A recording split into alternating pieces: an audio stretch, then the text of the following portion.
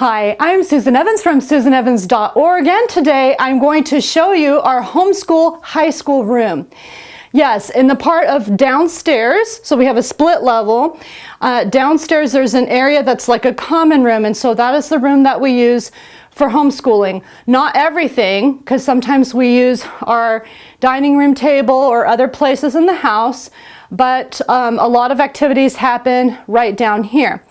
All right, so for high school, what things do you need in a homeschool room if you have an area for that? One thing that you will need, obviously, is a computer.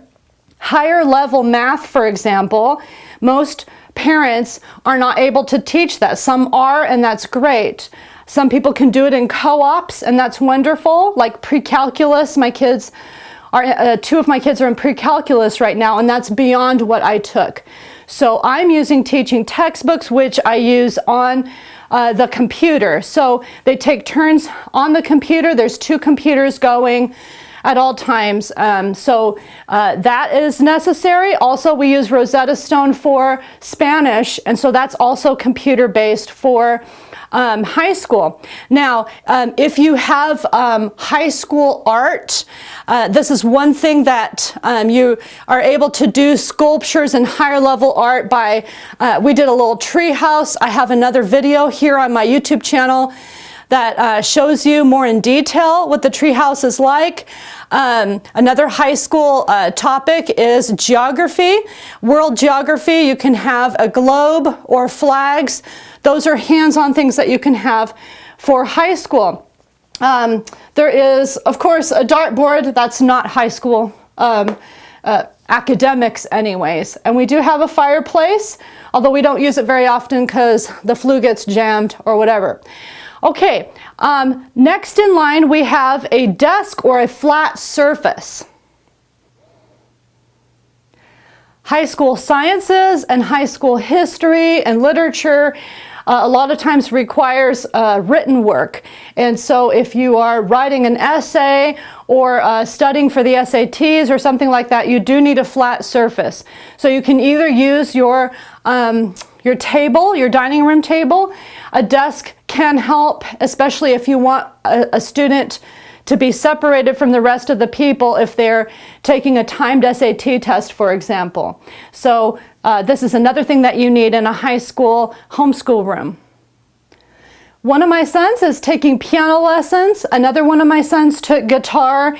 If you have space in your home for a piano, that is excellent because they're able to learn a skill that they can use for the rest of their lives. We're planning to get a real piano at some point, but if you have a keyboard, you can have that set up so that they can practice every day. Another thing that you can have in your home for high school, especially high school lab sciences, is some sort of white erase board. Now this one we bought at a yard sale, believe it or not. And it has pads of paper and stuff. So I don't know where you would buy this normally, probably office supply stores and stuff like that.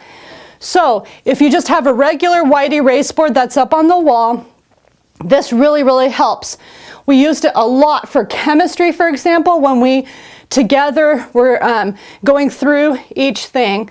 And you can also have paper, pads of paper, easels that has posters, different things like that to illustrate different things.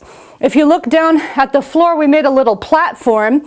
This can be for skits, for any subject, especially history, or like Julius Caesar, Hamlet, things like that, Shakespeare. You can do skits. You can also have speech class. It helps to be raised on a little platform. And so we also have a couch for sitting so that people can sit, the high school students can sit while you're giving your lessons, either on grammar, chemistry, biology, even battle tactics for history, things like that. So anything that needs an illustration, it really helps to have a white erase board. You will also need bookshelves because in high school you want your students to read a lot of literature, to have resources for sciences, high level history books and things like that, so that you can get a full education. And so you need bookshelves. We still have a lot of costume hats upstairs. We have a closet devoted to period costumes and things like that that are adult sizes. And my teens still like to do like a 1970s party, which I have that on our YouTube channel as well. 1920s party, that's on my YouTube channel too. So we'd have different periods of time. You can see I have quite a few Civil War videos here on my YouTube channel also. And I'm wearing a period costume, those kinds of things. You can take your high school students to Renaissance fairs or Civil War's reenactments and things like that to make high school come alive. But this is just some of the things that we have for our high school homeschool room. If you have elementary level students, I have a 2-hour video called Organizing Your Homeschool, Organizing for a Fun Homeschool. And I show you everything in my house, how I organize everything for really exciting homeschooling for elementary age as well. And that's found on my website, susanevans.org. Thanks for watching.